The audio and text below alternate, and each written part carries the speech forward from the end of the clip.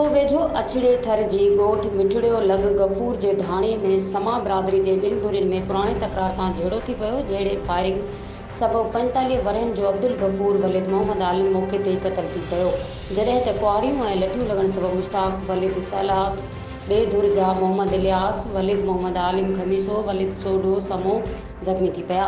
ज़ख़्मियुनि खे इलाज लाइ तालका अस्पताल आंदो वियो। SHO Khipro Waseem Arbab eagle squad incharge Rasool Bakhsh गजो तालका अस्पताल पहुची वाक़े जा तफ़सील वरिता। SHO मूजिबि वाक़े जो केस दाख़िल करे जांच कई वेंदी। पुलिस ॿिनि ज़ख़्मियुनि खे कस्टडी करे वरितो। ज़ख़्मियुनि जी हालत सुधरंदड़ ॿुधाई पई वञे।